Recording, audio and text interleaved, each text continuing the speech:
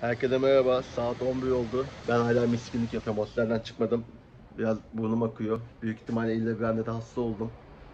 Şunlar benim kıyafetlerim. Kıyafetlerimi yıkadım. Hostel şöyle. 10 kişilik. Geceliği 35 real, bir de reali 6,5-7 dolar falan yapıyor. Bugün cumartesi. Hafta sonu olduğu için fiyat değişiyor. Bugün yeniden kurtarıcı İsa Erken'e gideceğim çünkü ilk gittiğimde hiçbir şey göremedim. Dün Peteregava'ya gittim, her şeyi şeffaflıkla gördüm. Bugün de tekrar kurtarıcı İsa Erken'e gidersem her şeyi görebileceğimi düşünüyorum çünkü hava bulutlu göstermiyor. Rio de Janeiro'nun en yüksek ikinci tepesi. Her zaman bulutlu olduğu için mecburen güzel havaları seçmek zorundasın. Ama saat 11, bugün de Uber'le gideceğim, ayaklarım ağrıyor. Uber'de 22-23 lira. Belli bir noktaya kadar Uber'le gidiyorsun, sonra gene tırmanıyorsun zaten.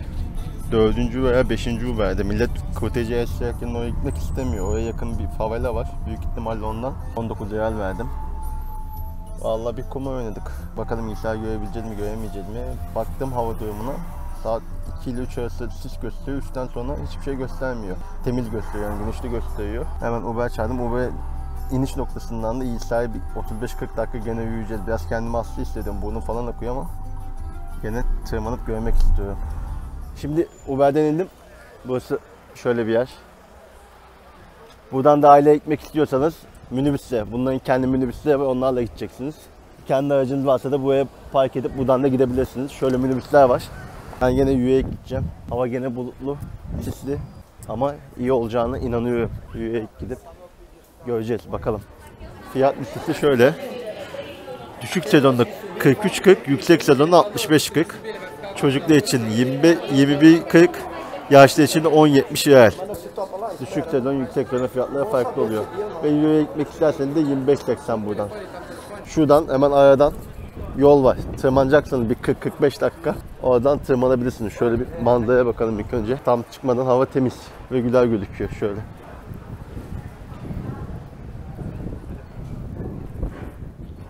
Şöyle bir yoldan tırmanacağız. Ağaçların içinden. Tek böyle otoları sevmiyorum. Çünkü başıma bir şey gelse kimse haber alamaz. Veya yardım edecek kimse yok. Ama mecbur kaldığım zaman da gidiyorum ve çok fazla risk almamaya çalışıyorum. Şu ağacın güzelliğine bakın. Gövdesi ne kadar geniş. Ayrı ayrı gövde birleşmiş. Vallahi içine ben bile sığıyorum. Şöyle hatta giyeyim. Şöyle. Oo, bataklık. Şöyle. Batıyor dibi. Aynen, teknenin için macera risk almıyorum. Teknenin hiç risk almadığım buradan belli. İçimdeki macera ruhu durduramıyorum. Çünkü seviyorum yani. Buraya kadar gelmişken her şeyi yapmadan dönersem Türkiye'ye veya başka bir yerde yaşarsam kendimi buraya gelmemiş hissediyorum. Size Güney Amerika hakkında birkaç bilgi vereyim. 15. yüzyılda Kristof Kolomb'un Amerika'yı bulmasından sonra İspanyollar ve Portekizliler yeni yerler keşfetmeye başlamışlar. İspanyollar ilk önce Panama tarafına iniyorlar. Bir bakıyorlar sağda okyanus, solda okyanus ve şaşırıyorlar. Daha sonra aşağı doğru, Peru'ya doğru iniyorlar. Bir bakıyorlar o zamanlar İnka İmparatorluğu var. İnka İmparatorluğu çok zengin. Her şey altından. Daha sonra askerler krala mektup yazıyor. Diyor ki kralım diyor, sizin sahip olduğundan daha fazla altın var burada. Daha sonra İspanyollar ateşli tüfeklerle geliyorlar ve Peru, yani Güney Amerika'nın çok büyük bir kısmını soykırım yapıyorlar. Dini değiştiriyorlar. Kralı kaçıyorlar. Kralı kaçtıktan sonra krala İspanyolca öğretiyorlar ve İnkalardan diyorlar ki bize altın verin, kralınızı salacağız. İnkalılar altınları veriyorlar, salmıyorlar. Gene bize altın verin, kralınızı salacağız diyorlar. Gene altın veriyorlar, kralı salmıyorlar. Daha sonra kralı öldürüyorlar. Onu komple katlediyorlar. İlk yaptıkları şey dili değiştirmek ve dinlerini değiştirmek oluyor. Her yeri kilise yapıyorlar. Daha sonra Portekizliler de Brezilya'ya geliyorlar. Burayı onlar da katlediyor. Tabi dillerini ve dinlerini değiştiriyor tabi ilk yaptıkları şey. Daha sonra İspanyollarla Portekizler arasında kavga oluyor. Şurası senin, şurası benim diye. O zamanki Papa Güney Amerika ortadan ikiye bölüyor.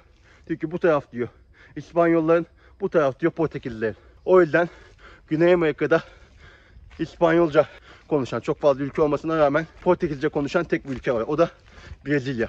Ki zaten Brezilya'da Dünyanın en büyük ülkelerinden birisi. Çok büyük bir kısmı orman olmasına rağmen, Amazon ormanları olmasına rağmen dünyanın en büyük 3. veya 4. ülkesi olması gerekiyor. Ve tabi daha sonra Brezilya'dan fazla olan şeylerden biri şeker kamışı ve tropikal meyveler.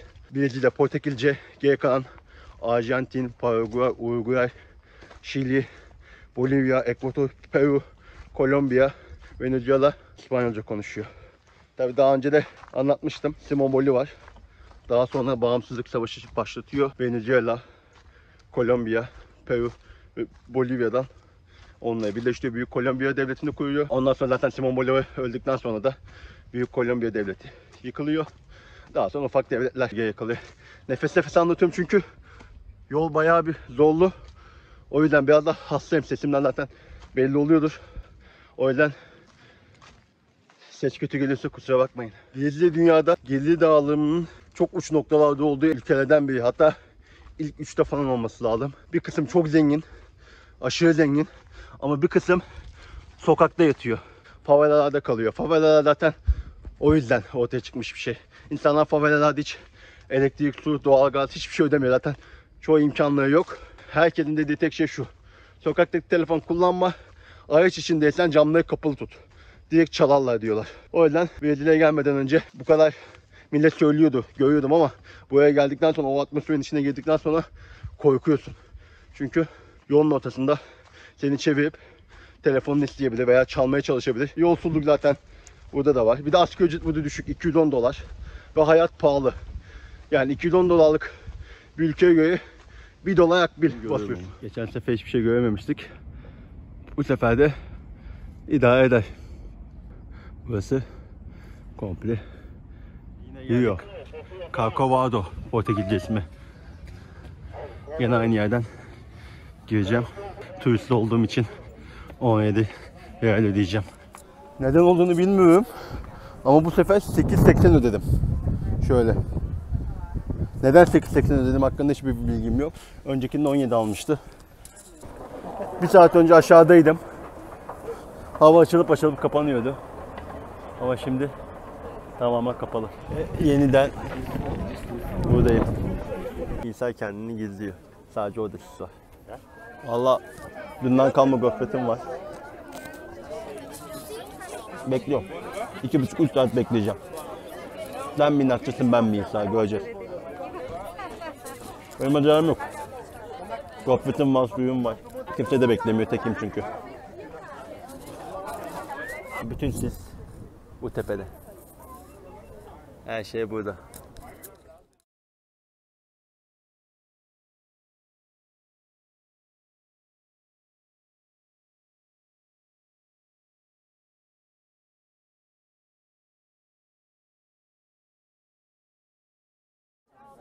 İşte dünyanın 7 arkasından birisi.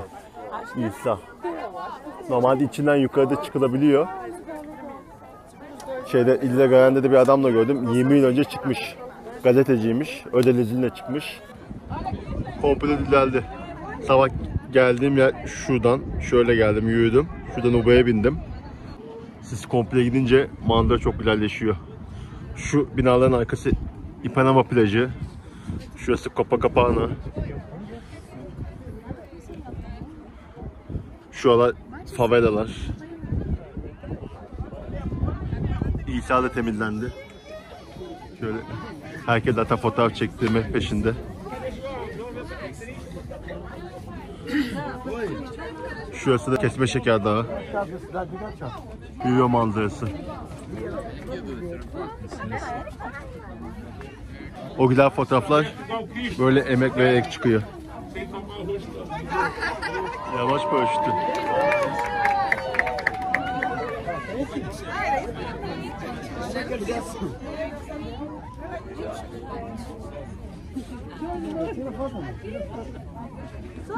Já comer do avião.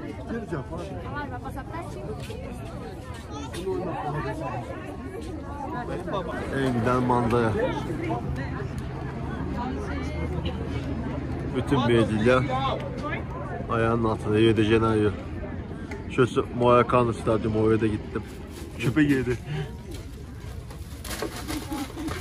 Acıkmış herhalde.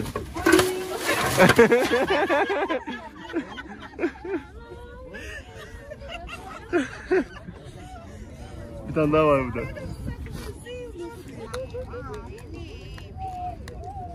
Sadece şöyle bir videom olsun da.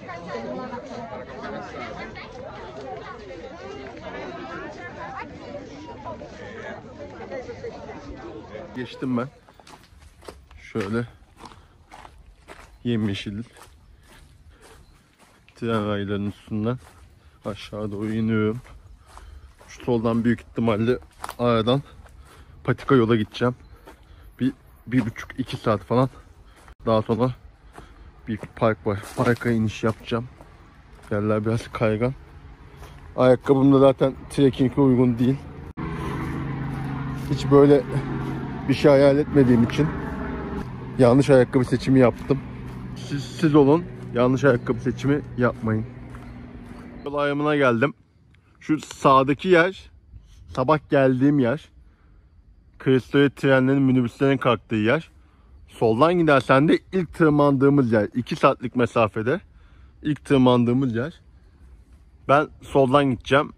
Sağdan giderseniz de isterseniz oradan sağdan gidip minibüslerle veya trenle şehir merkezine dönebilirsiniz. Çok kaygan. Çünkü hep nemli, hep ıslak. O yüzden normalde tek tırmanmak istemiyorum ama şu anda da tekim. Şöyle tutunuyorum. Yavaş yavaş inmeye çalışıyorum. Şöyle el değiştirelim.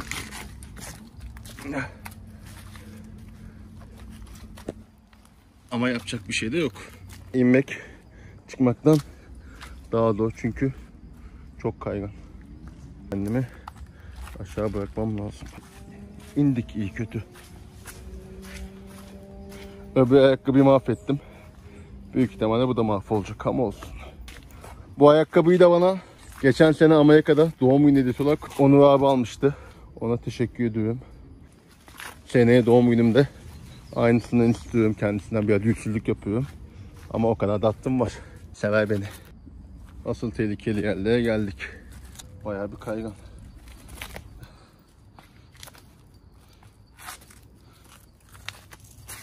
Üstümü de pis etmek istemiyorum.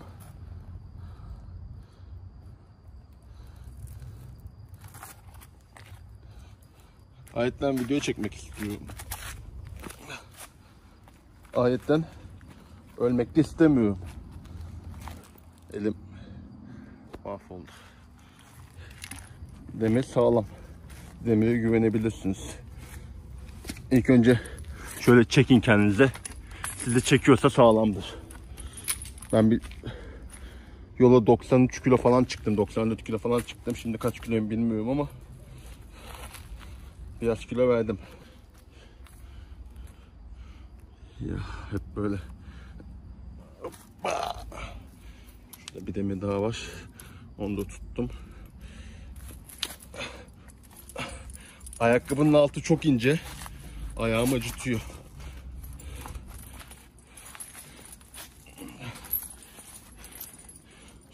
Şuraya bir adım. Şuraya bir adım. Ve indik. No pain no gain.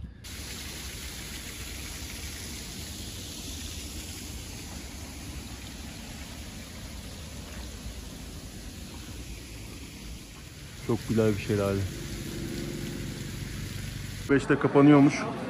Çıkıştan kaçak yedim koşa koşa. Saat 5-10 geçiyor. Burası en güzel fotoğraf çekilebilecek yerlerden biri diyor da.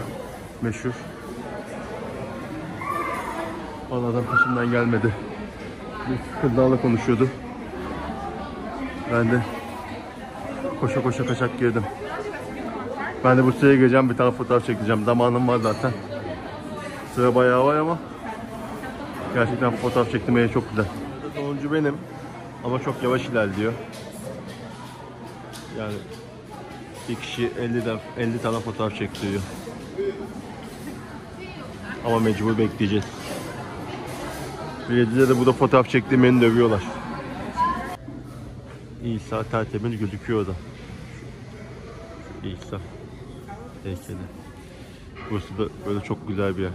Tam fotoğraf çektirmedik. Fotoğraf çektirmek için tamı tamına 1 saat 5 dakika bekledim ama çok güzel bir fotoğraf çektirdim. Bunu da videonun sonuna bir yerlere koyarım. Videonun sonuna kadar izlerseniz fotoğrafı görürsünüz. Bugün de İsa'ya ikinci defa tırmandım. İlkinde hiçbir şey görmemiştim ama ikincisi gerçekten muhteşemdi. Eğer takip ederseniz sevinirim. O parktan çıktım. Şu anda hostele doğru gidiyorum. Şöyle bir manzara var. Size bu manzarayı göstermek istedim. Takip ederseniz sevinirim. Benimle kalın. Hoşça kalın.